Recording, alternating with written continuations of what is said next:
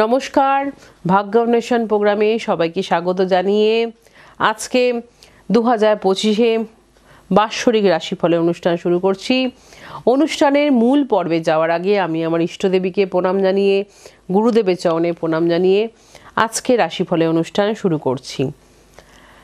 2025 সালে আর কদিনের মধ্যেই আমরা পদার্পণ করতে চলেছি। কাজেই 2025 সাল সবার ভালো কাটুক, আনন্দে কাটুক। যার যেটা আশা পূর্ণ হয়েছে আরও অনেক আশা তাদের পূর্ণ হোক, এবং যাদের অনেক আশা রয়েছে এখনও পূর্ণ হয়নি, কাজেই আমি বলবো যে আগামী 25 সালে দাঁড়িয়ে যেন প্রত্যেকটা মনের আশা, মনের বাসনা, কামনা আমরা যেন তাদের পূর্ণ হয় এবং আমরা যেন সুস্থ সবল থাকি, ভালো থাকি। কাজেই প্রথমেই বলবো যে কর্কট রাশির 2025 সালে কোন কোন চারটে বিগ প্ল্যানেটের কিন্তু ট্রানজিট রয়েছে, সেই বিগ প্ল্যানেটগুলো কখন কত তারিখে ট্রানজিট হচ্ছে সেটা একটু বলে দিই। 30শে মার্চ কিন্তু শনি মহারাজের ট্রানজিট রয়েছে, তেমনি আবার 15ই মে রয়েছে দেবগুরু বৃহস্পতির ট্রানজিট, এবং 18ই মে থাকছে হচ্ছে রাহু আর কেতুর ট্রানজিট।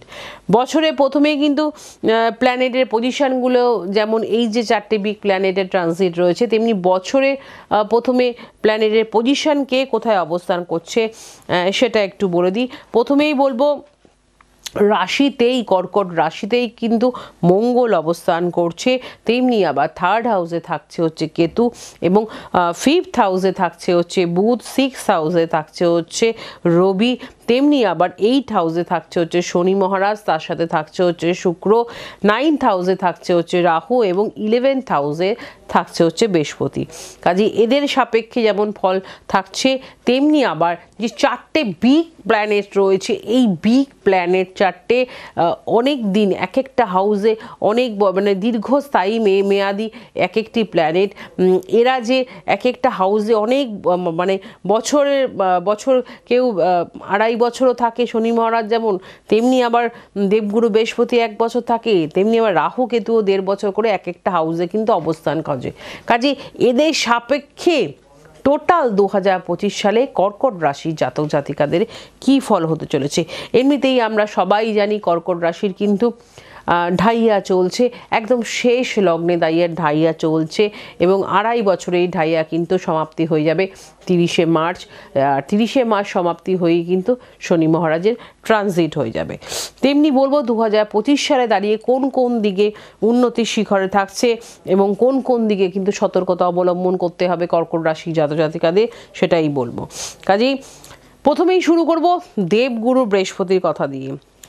15ই মে যেমন ট্রানজিট রয়েছে, তার আগে কি ফল হতে চলেছে, মানে জানুয়ারি মাসের প্রথম থেকেই 15ই মের আগে পর্যন্ত কিন্তু আমি বলবো বৃহস্পতি কিন্তু দেবগুরু বৃহস্পতি আপনাদের আয়ের স্থানে অবস্থান করছে, সে কিন্তু আপনাদের লাভবানই করবে এবং লাভবান অনেককে হয়তো করেছেও, এবং যারা লাভবান এখনো পর্যন্ত হতে পারেননি তাদের বলবো যে শেষ সময়, শেষ লগ্নে দাঁড়িয়ে কিন্তু যে কটি মাস আছে তাতে কিন্তু আপনারা লাভবান তো হবেন, এবং অনেক কিছু যে সুপ্ত বাসনা যেগুলো ছিল সেগুলোও কিন্তু দাঁড়িয়ে পূর্ণ হবে, এবং বাড়িতে কোনো ছোটোখাটো মাঙ্গলিক অনুষ্ঠান, বিবাহ থেকে শুরু করে পুজো আশ্রা থেকে সেই সব ব্যাপারগুলো রয়েছে, মানে শুভ কর্ম যেটাকে বলা হয় বা শুভ কাজ, এবং ছোটোখাটো কিন্তু দেবগুরুর আশীর্বাদে কিন্তু আপনার তীর্থ ভ্রমণের যোগ কিন্তু রয়েছে।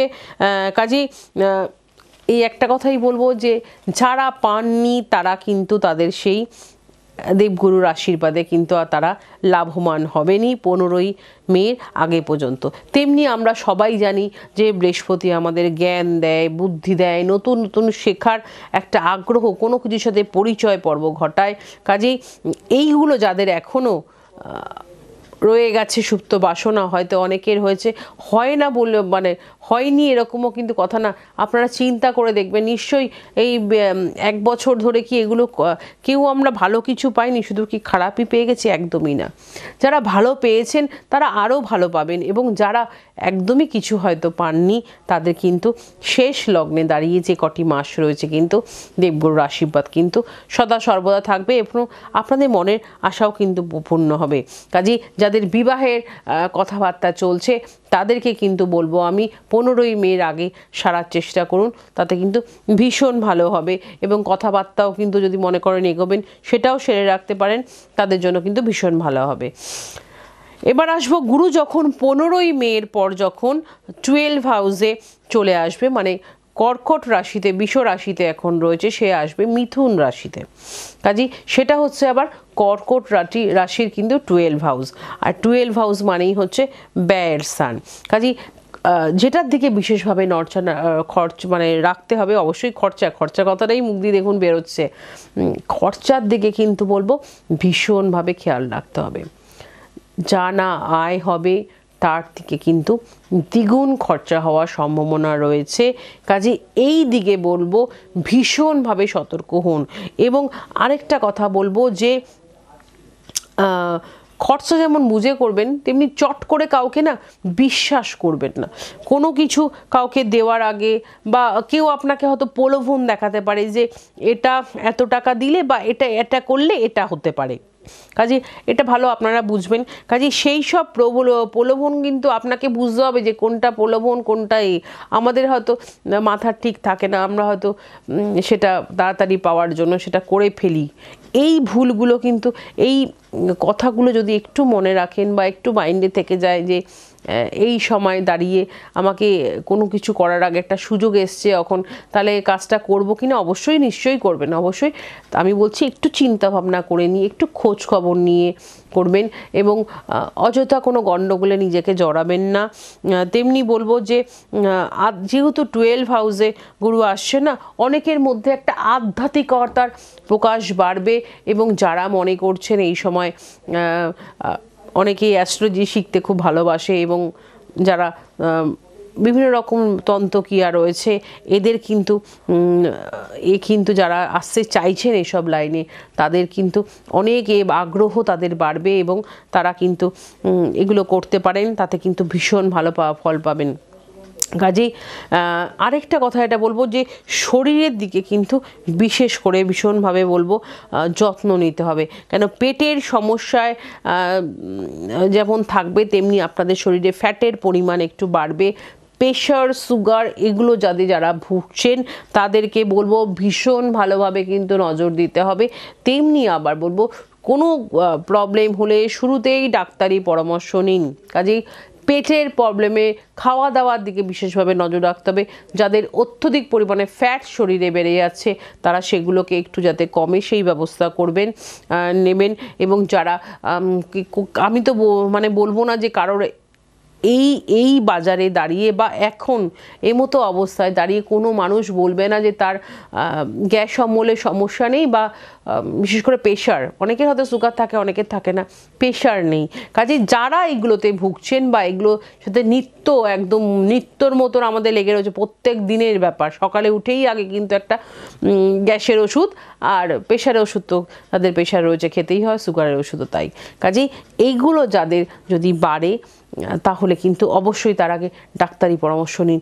শুরুতেই কিন্তু তার আমার মনে হয় সেটাকে করে দেওয়া ভালো, নিষ্কৃতি করে দেওয়া ভালো। তেমনি আবার বলবো মায়ের শরীর স্বাস্থ্য কিন্তু ভালো থাকবে। এবং যাদের জমি জমা সংক্রান্ত, প্রপার্টি সংক্রান্ত কোনো গণ্ডগোল চলছে বা বিশেষ করে যারা প্রমোটার রয়েছে, অনেকে হয়তো কোনো জমি কিনেছেন কিন্তু সেটাতে প্রমোটিং করতে পারছেন না, কোনো না কোনোভাবে একটা বাধা আসছে বা কোনো না কোনোভাবে জমিটা হয়েও আপনার হয়তো হয়নি, তাদেরকে বলবো কিন্তু সেই সব ঝুট ঝামেলা কিন্তু মিটে যাবে। কাজেই যারা জমি সংক্রান্ত ব্যাপারে সাথে জড়িত রয়েছেন, যে যেরকম ধরনের বিজনেসেই এই ব্যাপারটা নিয়ে থাকুন না কেন, এবং যাদের প্রপার নিজস্ব জমি জায়গা নিয়ে গণ্ডগোল চলছে, সেগুলো কিন্তু বলবো ভালোর দিকে যাবে। তেমনি আবার বলবো শত্রু কিন্তু ভীষণ বৃদ্ধি পাবে।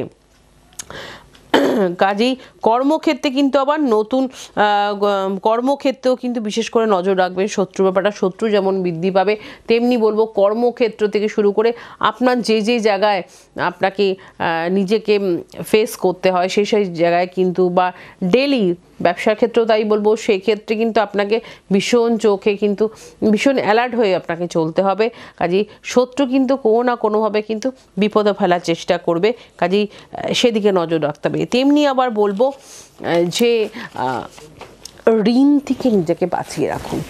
এই 25 সালে দাঁড়িয়ে না কর্কট রাশির জাতক জাতিকাদের না ধার হয়ে যাওয়া বা কোনো জায়গার থেকে আপনি লোন নিলেন, আপনি আপনার এটা ভালো বুঝতে পারবেন, ক্যাপাসিটিটা বুঝে করুন। হয়তো এমন একটা পারপাসে লোনটা নিলেন, প্রথমে বেশ কটা দিন আপনি ভালো হয়তো দিতে পারলেন, তারপর হয়তো কোনো ড্রপ পড়ে গেল।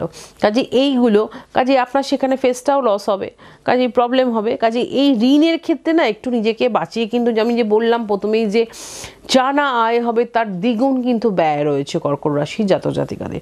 কাজে এইগুলো আমি বলবো কিন্তু একটু ভালোভাবে নজর দিন, ওভারঅল কিন্তু বেশ ভালো থাকছে। এবার আসবো শনি মহারাজের কথায়। শনি মহারাজ কিন্তু 30শে মার্চ কিন্তু ট্রানজিট হচ্ছে, সে যেমন এখন রয়েছে 8 হাউসে, সে কিন্তু চলে যাবে 9th হাউসে, মানে মীন রাশিতে। তেমনি আবার বলবো যে এই যে 2.5 বছরের যে কর্কট রাশির যে ঢাইয়া চলছে, এই ঢাইয়ার কিন্তু অবসান হয়ে যাবে 30শে মার্চ। এই যে 2.5 বছর অনেক কিছু কর্কট রাশি জাতক জাতিকাদের শিখিয়েছে এবং কঠোর হতে শিখিয়েছে। কখনো বলবো যে অনেক কাজ হয়েছে, অনেক কাজ হয়তো শেষ লগ্নে এসে কেটে গেছে। তেমনি বলবো নতুন নতুন কিন্তু চেতনার উন্মোচনও কিন্তু ঘটিয়েছে, এবং একদম অনেক মানুষ আছে যাদের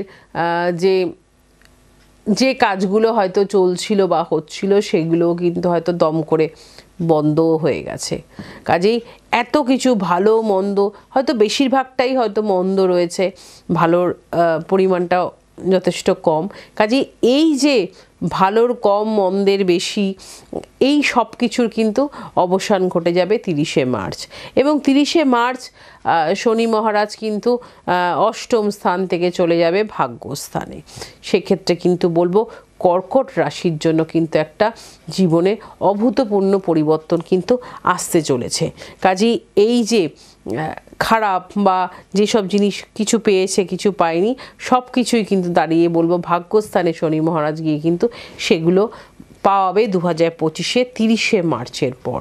তেমনি আবার বলবো যে কি হবে, যেমন 9th হাউসে এখন ভাগ্যস্থানে যাবে 30শে মার্চের পর, তখন কর্কট রাশির কি হতে পারে।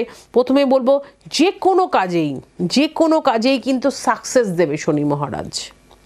ভাগ্যস্থানে থেকে আপনাকে কর্কট রাশি যারা জাতক জাতিকা রয়েছেন, যে কোনো কর্মেই আপনি সাকসেস পাবেন। হয়তো কর্মটা খুব স্লো মোশনে, হয়তো সময় লাগবে, যেটা 5 দিন আগে হওয়ার কথা 5 দিন পরে হয়তো হবে, কিন্তু সাকসেস থাকছে।